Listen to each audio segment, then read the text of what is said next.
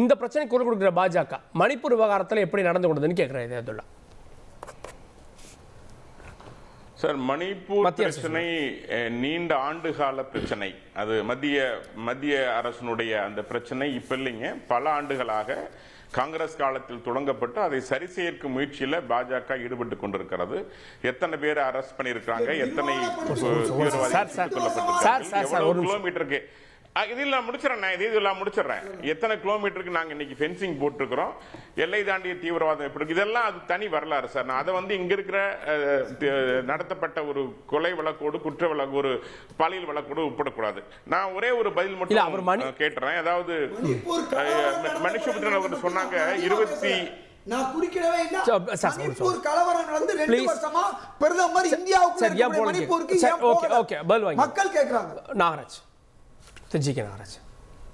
Sir, அது அமித்ஷா அவர்கள் கட்டுப்பாட்டில் இருக்கு. அது அமித்ஷா அவர்கள் பார்த்து கொண்டிருக்கிறார், பலமுறை பயணம் செய்திருக்கிறார், அதற்கான பணிகள் நடந்து கொண்டிருக்கிறது. இன்னும் கேட்டா சந்தோஷ் காலியில எவ்வளவு பெண்கள் கடுமையாக பாலியல் வன்கொடுமைக்கு உட்படுத்தப்பட்டார்கள். இங்க கள்ளக்குறிச்சிக்கு கதறுகின்ற உங்கள் காங்கிரஸ் கட்சி ஏன் சந்தோஷ் காலி செல்லவில்லை மேற்கு வங்காளத்துங்கிற கேள்வி இருக்கு. நான் அதனால நம்ம தமிழ்நாட்டுக்குள்ள வர முதல்ல இப்ப நம்முடைய இவரு சொன்னாரு சந்தோஷமா காலி பண்றவங்க குறுக்கிட வேண்டாம் ப்ளீஸ். மனுஷபுத்திரன் அவர்கள் சொன்னாங்க 26க்குள்ள முடிக்கணும். 26க்குள்ள ஏன் முடிக்கணும்னா 26க்கு அப்புறம் உங்க ஆட்சி இருக்காது. மீண்டும் தோண்டி துருவி எடுத்து பல சார்கள் மாட்டிக்கொள்வார்கள் சார். அது முடிஞ்சிருச்சுன்னு எதிர்க்கட்சிகள் பல சார்கள் இவங்களாக கூட இருக்கலாம். இல்ல அது ஒரு இந்த வழக்கு முக்கிய காரணம். அதாவது என்ன பிரச்சனை உங்களுக்குன்னா உங்களுக்கு ஹைகோர்ட்ல ஒரு ஜட்ஜ்மென்ட் வருது சார், நீங்க அப்பீலுக்கு போங்க ஆதாரத்தோட உச்சநீதிமன்றத்துக்கு போங்க. சரி, அப்பீல் போவீங்களா?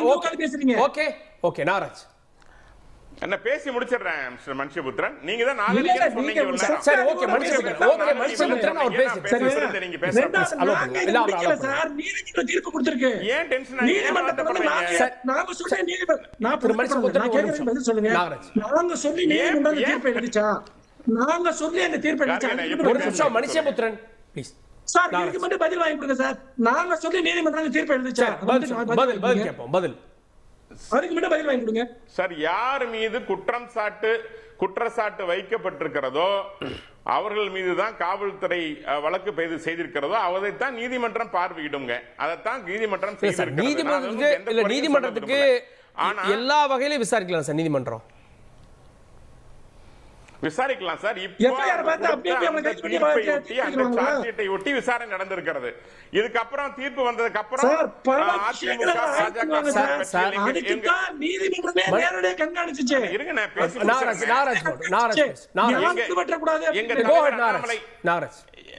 எங்க தலைவர் அண்ணாமலை அவர்கள் சில ஆதாரங்கள் சொல்லியிருக்கிறாங்க. நாங்க இதை ஒட்டி நாங்கள் மீண்டும் அதற்கான அடுத்த பணியை நாங்கள் செய்ய போறோம். சார் பாஸ் கோர்ட் இவங்க பாஸ் வரல. பதில் சொல்லிய நீங்க சொல்ற பதில் இப்ப பாருங்க என்ன நடந்திருக்கு.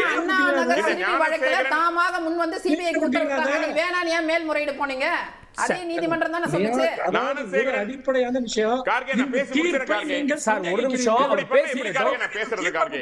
திரு மனுஷபுத்திரன் ஒரு நிமிஷம். திரு மனுஷபுத்திரன் ஒரு நிமிஷம் சொல்லுங்க. நீங்க சந்தேகிக்கிறீங்க. இது நாகரிகமா இது மனுஷபுத்திரன் பண்றது. சார் அவர் என்ன கேக்குறாரு? தீர்ப்பை சந்தேகிக்கிறீங்கன்னு ஒத்துக்கங்கன்னு கேக்குறாரு. அவர் பேசுறாருல்ல, இப்படி பண்ணா எப்படி? நாகராஜ் இருக்குமா? இல்ல நான் சொல்லுங்க கார்கே, நீங்க கேளுங்க. இல்ல தீர்ப்பை நீங்க சந்தேகிக்கிறீங்கன்னு ஒத்துக்கங்கன்றார். அது நீதிமன்றத்தை நோக்கிய சந்தேகம். என்ன சார்ஜ் ஷீட் போட்டீங்களோ அதை ஒட்டி தான் தீர்ப்பு இருக்கு. ஒண்ணு. இரண்டாவது, இதனுடைய தொடர்ச்சியா இப்ப அரக்கோணம் தெய்வ செயலுடைய செயல்பாட்டை பாருங்க. ஒரு இளைஞருடைய பொறுப்பாளர் நிர்வாகி ஒரு மாணவியை 2ஆம் முறையாக திருமணம் செய்து கொண்டு அந்த பெண்ணை பல சார்களுக்கு பாலியல் இச்சைக்கு உட்படுத்த கட்டாயப்படுத்துகிறார். அந்த மாணவி போய் போலீஸ்ல கம்ப்ளைண்ட் கொடுக்கறாங்க. காவல்துறை ஏற்க மறுக்கிறது, மிரட்டுகிறது. இதை நீங்க எப்படி பாக்குறது? நான் என்ன சொல்றேன், அப்படி உத்தமர்களாக இருந்தால் நீங்க உங்க போய் பிரச்சாரத்துக்கு இவர்கள் உத்தமர்களாக இருந்தால் ஏன் சிபிஐக்கு மாற்ற மாட்டேங்கிறாங்க? கேள்வி என்னோட கேள்வி எல்லாம் சிபிஐக்கு மாற்றாமல் இந்த மாதிரி வழக்கு சிபிஐக்கு மாற்றாமல் நீங்க சிபிஐ வேண்டா நீதிமன்றத்துக்கு போங்க. நீதிமன்றத்துக்கு மாற்றாமல் நீதிமன்றம் சரி ஓகே சிபிஐ கொடுக்க மாட்டேங்குது. நீதிமன்றம் வைக்கறாங்கங்கறத என் கேள்வி. சார் ஒரு நிமிஷம். சார் ஒரு நிமிஷம் மற்றவங்களை பேச allow பண்ணுங்க. என்ன காரணம் இப்படி பண்றாரு? இதே ப்ளீஸ் இதே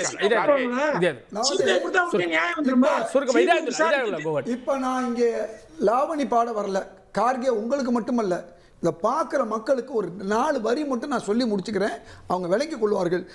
கடந்த மார்ச் மாதம் குற்றச்சாட்டு பதிவு செய்யப்பட்ட நிலையில் உடனடியாக சாட்சி விசாரணை தொடங்கியது. நம்பர் 1, அரசு தரப்பில் 29 சாட்சிகளும் 100க்கு மேற்பட்ட ஆவணங்களும் தாக்கல் செய்யப்பட்டன.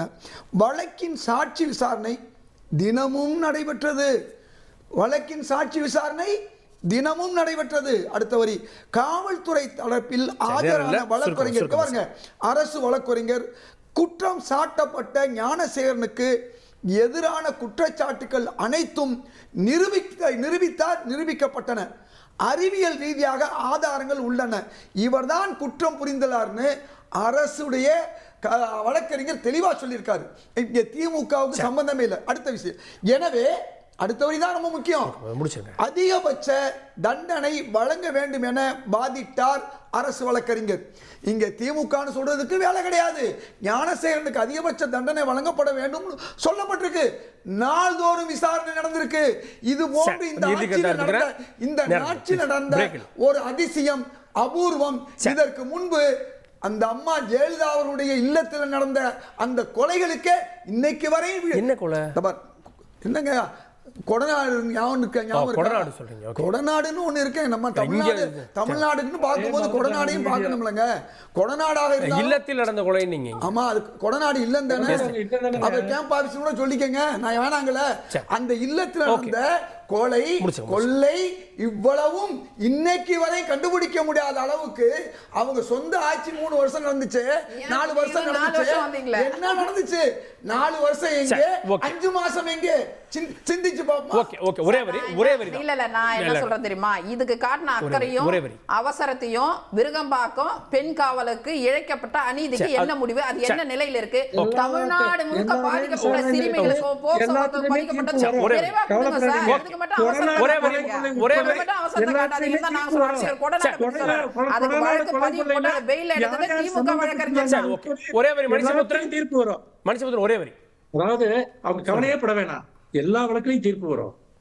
கொடநாடு கொலை கொள்ளை வழக்குல சம்பந்தப்பட்டிருந்தாங்க.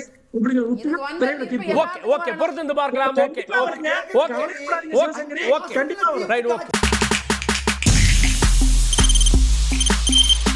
தவிர்க்க முடியாத தம்ப்நெயில்ஸ், கலக்கலான கண்டென்ட்ஸ், சினிமாவும் சீரியஸ் பிரச்சனைகளும், சும்மாவே ராம் சரண் தளபதி விஜய் எப்படா பெரிய கலகலப்பும் கைகலப்பும். Me too, love you. Thank you so much. அவர்களை மாஸ் ஏத்துறது ஏற்ற தெரிக்குதுனாலே டன் தான். பிரேக்கே இல்லாமல் பிரேக்கிங் நியூஸ் சொல்லும் தந்தி டிவி ஆப். இன்ஸ்டா தலைமுறை வரை இறங்கி அடிக்கும் தந்தி டிவியின் டிஜிட்டல் எக்ஸ்க்ளூசிவ். பாடி காமிச்சீங்க, அது அதை விட மோசம். இல்ல பாடி காமிச்சீங்கன்னா அது இன்னும் வெரி பேட். தந்தி டிவி ஆப்பை இலவசமா டவுன்லோட் செய்யுங்க. ஃபாலோ பண்ணுங்க, சப்ஸ்கிரைப் பண்ணுங்க, என்ஜாய் பண்ணுங்க.